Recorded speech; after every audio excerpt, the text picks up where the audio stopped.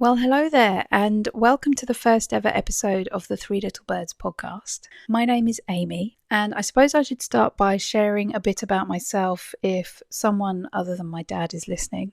Hi, Dad. I am an entrepreneur. I run my own business. I'm a Reiki Master Teacher, so I teach Reiki and I offer one-to-one sessions, and I'm also a sound practitioner, so I host sound baths in my area, which is Purley, South London. And I'm also a life coach, so I offer one-to-one and sometimes group coaching sessions. I always bring every aspect of what I do into every other aspect of my business. So there'll always be some aspects of coaching in my Reiki courses, my Reiki sessions, and there'll always be aspects of Reiki in my sound bath sessions, etc., etc. I'm really passionate about personal development. I really love learning about how my mind works and how the universe works, and I love sharing that with other people. And I feel like while social media and emails, I have an email list which you're very welcome to join, by the way, they can be really great for connecting with people. I feel like the slower types of content are often more valuable for really digging a bit deeper into ideas. And I'd really love to use this podcast to share the things that I have learned through experience, through working with clients, through my own studying and learning, and my own, personal growth, personal development journey. I also love talking about business. I really am learning a lot about business. I haven't always run my own business. I worked in the City of London for about 20 years in financial services, and that taught me a lot about many different aspects of business, but actually running your own business is a very different beast, right? It's a different mindset. It's a different way of working. And so I found it to be really a personal growth journey in itself, just the fact of running my own business. So I love talking about that. So I'm sure there'll be some aspects of that in my podcast. I also love, I'm a human, I'm not a robot. So I love all sorts of things. I love traveling. Get me in a car in another country and exploring all the different towns and villages and little cafes and restaurants and things like that. Yes, please. Love a road trip. Love traveling. I'm addicted to sunsets. I love a sunset. I love walking outside in nature. I really love yoga. I've been doing yoga every day for more than 20 years now. I love it. Of course, I love Reiki and sound baths and coaching, so there'll be some of that in there. I'm also a mum of 2 teenagers and a wife to a very hungry Italian. He's always hungry. He's like a black hole. So I love languages. I love food. I love a bit of DIY. I can't remember if I already said that. So in my head, this podcast is going to be a mixture of all the things, and I hope you find it entertaining and educational and uplifting and maybe a bit funny. I'll share some funny stories with you too. But today, the reason I started the podcast today, and don't get me wrong, I've recorded other episodes of this. I've just been a bit chicken to put them out into the world, or it didn't feel like the right time. But the coach in me, the coach on my shoulder, keeps saying it's never going to be the right time. Pick a day and publish your gosh darn podcast, Amy. So here we are. Today is the day. And really what prompted me to do this today was I woke up this morning feeling overwhelmed, and I did self-Reiki, I did some breath work. I looked at my list and I thought, I don't even know where to begin. I have so much to do. And just to be clear, recording a podcast was not on the list. So I've gone off script, guys. I went on a walk because honestly, like I say, I didn't know where to begin. I was feeling overwhelmed. It was feeling like it was too much. Being in the house was just adding things to my list because everywhere I looked, I saw something else that needed to be done, and I kept feeling like I was the one that had to do it. So I went on a walk. Again, going on a walk was not on my list, and going on a walk for 2 hours was definitely not on my list. But that's what I did, and it really, really helped. And while I was on a walk, I thought it would have been lovely to have somebody to share some ideas first thing this morning when I woke up, thinking about all the things that I had to do or felt like I had to do. It would have been lovely to have a voice in my ear to say, first of all, I can relate, you're normal, and it's normal to feel overwhelmed these days. Second of all, here are some tips that worked for me that can help when you're feeling overwhelmed and like you've got too much on your plate. So while I was on a walk, I started recording a video for social media, and I don't mind anymore being face to camera on social media. That was a big thing for me. It's something I got past. But what I did feel like, while I had some good ideas, it felt like I couldn't squash all the ideas into a 1-minute video. And social media is great for many things, but it's not good for slow content. It's not good for long form content. And I really wanted to go a bit deeper with those ideas. And I thought, you know what, maybe a podcast is the way to go. So here we are. And I've shared a bit about myself. I'm sure you'll get to know me a bit more. Hopefully we get to know each other. I'll have to figure out a way of hearing back from you. But I wanted to just acknowledge that overwhelm happens. It's normal. If you're feeling overwhelmed, I was literally there 2 hours ago. I totally understand. And here are some things that worked for me this morning and that have worked for me in the past. And you could try one of them, you could try all of them. Hopefully you find something that works for you. That's why I'm recording this, to give you that little bit of support, a bit of coaching maybe, and a few ideas. So here we go. The first thing I encourage everybody to do in every Reiki session, in every sound bath, is to take the deepest breath they've taken all day. Like, really fill your lungs. Imagine you're blowing up 2 balloons, which effectively I guess we are. And when you feel like you've filled your lungs to the maximum, fill them a bit more, because there's always a bit more room. And then just exhale completely. Let everything go. And as you exhale, relax your shoulders, relax them down away from your ears, and see how you feel. And if you're still, obviously one breath isn't going to do it. So I would say, repeat that as many times as you need to until you start feeling better. Because when we get nervous or panicky or anxious or overwhelmed, we tend to be in our head and not in our body. So it's a great idea to start deepening the breath, to start breathing more consciously. Usually when we're stressed, our breath is quite shallow. So the oxygen is not going, where it needs to go. So really take a deep breath. Exhale completely and keep doing that until you start to feel better. So number 1, deepen your breath.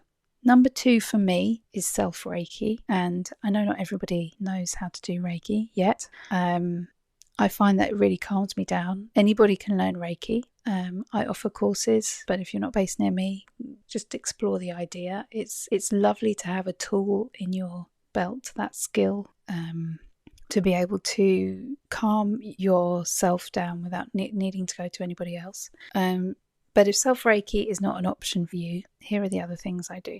First one is gratitude. So I have a gratitude journal. I write in it every day. It doesn't have to be a complicated thing. Literally get a piece of paper, or you could use the notes on your phone. Write down 5 things you're grateful for, 1 thing you're grateful for, 3 things, however many you can think of, maybe more.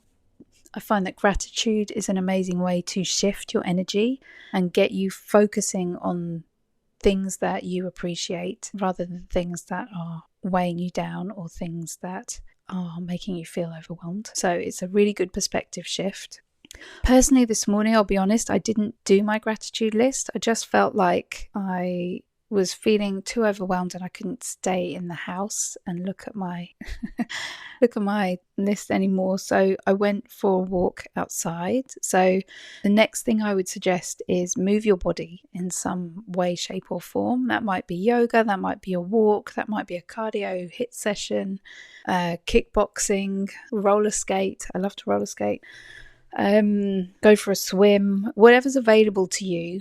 It's a really helpful thing to move your body, because what you're doing is getting out of your head and into your body. So moving your body after you've tried the breath work, after you've tried gratitude, or maybe before those things, right? Try it in any order that works for you.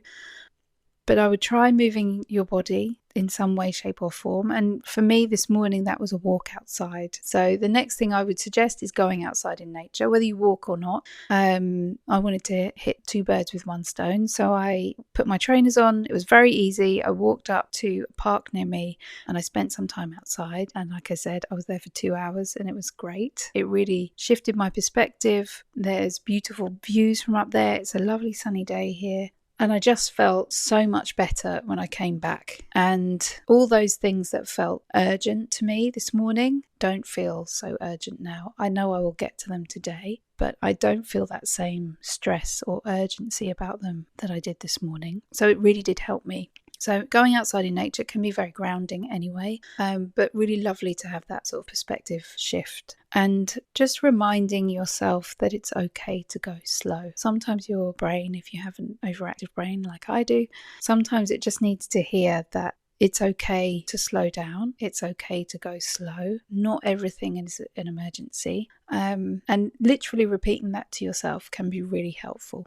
So far we've got deepening your breath, self-Reiki if you can, if that's an option for you, gratitude, move your body, go outside. The other things I would say are stay hydrated. It's easy to forget to give yourself the nutrition you need and the hydration you need. So drink your water, don't go too heavy on the caffeine. And it's easy, personally for me, it's easy to reach for the sugar when you feel stressed, like carbs, sugar, something comforting. And what I would say is don't deny yourself those things, but maybe think about your blood sugar levels. So you don't want to have that spike and then that horrible sort of lull, that the dip in your blood sugar after you have something really sweet, and then you an hour later you're like, ugh, I feel like I need another chocolate bar. And then you just spend your day going through blood sugar spikes. If you are going to have something sweet, have something savoury first, just to take the edge off that spike in your blood sugar. So they're the things I would do first. Then I would do a brain dump. And by that I mean get everything out of your head and onto paper, onto the notes on your phone, whatever works for you. Get it out of your head and get it onto a page. So it's not like your brain doesn't need to carry it anymore, because it can be really stressful, in my experience, to have to carry that mental list, that mental load around with you all the time. So for me, I don't know if it's the same for everybody, but for me, I'm going through perimenopause. Maybe that's hormones, I don't know. But I always have a running list in my head of things that I want to get done, that I need to get done, that I feel are only my responsibility. And if I have to carry that list in my head, it feels overwhelming, because our brains, I don't think, are meant to store that information. That's what God made pen and paper for.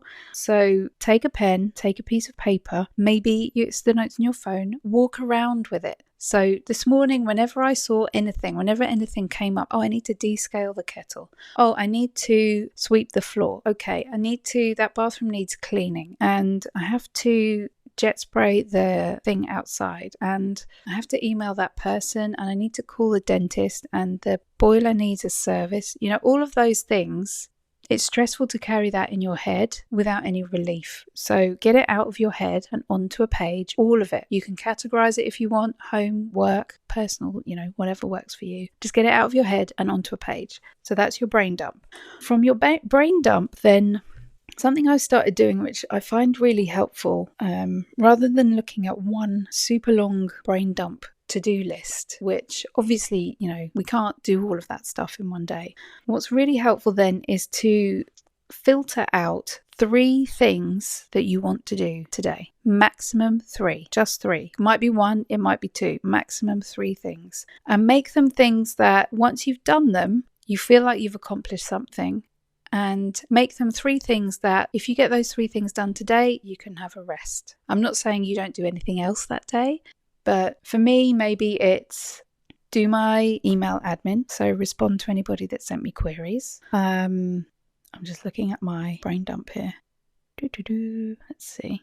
So if all I do today is respond to emails, I think that will be enough in terms of things that I must get done, because I want to be responsive to my clients. And so responding to clients is a priority for me. So if all I get done today is that, that's okay. Of course, I want to do more than that. But if that's all I get to, that will keep things ticking over. So for me, it's going to be responding to emails and what else? The priority here. I want to work on a lesson plan, and I want to order a couple of things for my business. So if I do that today, that's enough. If I have time and space after that, there are plenty of other things that I could be doing, but to start with, that's enough. And I should say about those things, these are things that only I can do, right? So once you've got your brain dump list, the next step I would say is look at the things only you can do. And of those things only you can do, decide which are the priority. I have things on my list like I said, jet spray the garden furniture and call the boiler engineer and contact the dentist. I don't have to be the one to do those things. They just need to get done. So they are things that in theory I could delegate to somebody else.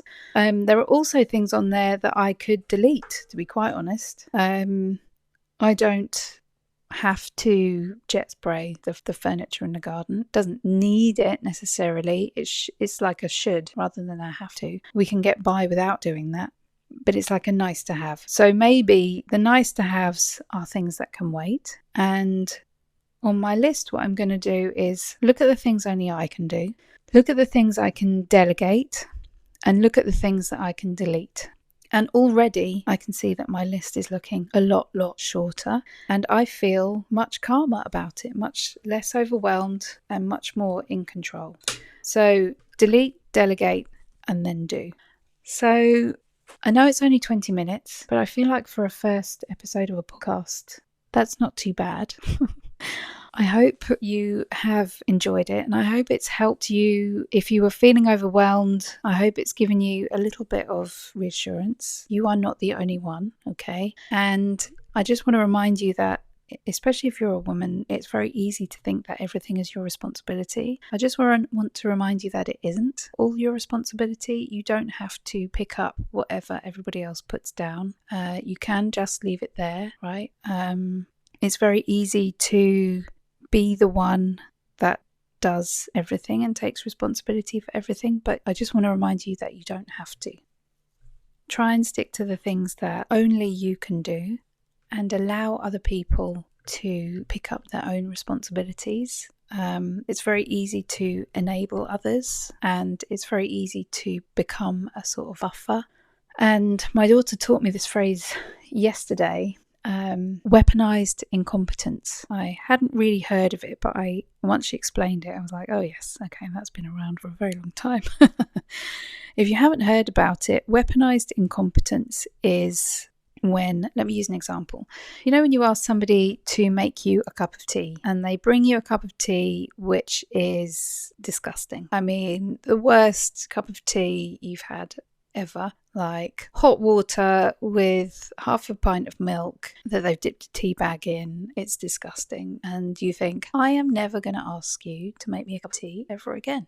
Now, if they do that innocently because they've never made tea before, they've no idea how you like your tea, whatever, fine. They can be educated and they can learn. But if they are deliberately making a bad cup of tea so that you don't ask them to do it again, or if they deliberately do something poorly that they need to do and you look at them and think, oh my gosh, they need help, I'm going to do that for them, that's weaponized incompetence. So that's them deliberately underperforming so that you step in and save the day and you do it for them. And I'm becoming more and more aware of this phenomenon. I don't know if it's perimenopause and hormones and all of that, peeling back the layers of niceness. But I see it more and more, and so I would encourage you, as much as I'm encouraging myself, not to automatically step in when somebody stumbles, because actually we're not helping them. We're not helping ourselves, but we're not helping them because they can't learn unless they have the experience, right? They can't learn unless they make a mistake and fall down and get themselves up and then correct course. if we do it for them, we're the ones getting the experience and doing the course correction, but we're also all the ones shouldering the burden of that, whatever that is. So I would encourage you, first of all, to try all those steps to reduce your overwhelm, and then maybe think about really why you're feeling overwhelmed. Maybe you've added too much to your own list. Maybe you're taking on responsibility that is not yours, that you need to delegate back to whoever it belongs to. I feel like at some point I will definitely do an episode on boundaries because, I work with energy. We all do, right? We all work with energy, but it's very much a focus in my business. And what I find often is that when people come for Reiki or sound baths and they feel depleted, it's because they need better boundaries in place. And I am one of those people as well, by the way. So there will at some point be an episode on boundaries. If you would like an episode on anything in particular, like you want to know about sound baths, what they are, do you need a swimsuit? Clue, no you don't. Reiki, coaching, roller skating, DIY, running your own business. If you have any questions, please do email me, because I want this to be much more than me just talking into a microphone. I'd like it to be something that really can support others. And so if you have any ideas, please feel free to email me at amy@threelittlebirdsofficial.com. So that's amy@threelittlebirdsofficial.com with any ideas, questions, things you want to hear about or you want to hear me talk about. I'd love to hear from you. I'd love to know that it's not just my dad listening to this podcast, although that would be amazing too. Thank you, Dad, for listening. And I hope you have a wonderful day and that you let yourself off the hook. Remember that there's nothing worth giving up your peace for, really nothing. So be kind to yourself, be loving, take the deepest breath you've all taken all day and let it go, and have a wonderful day.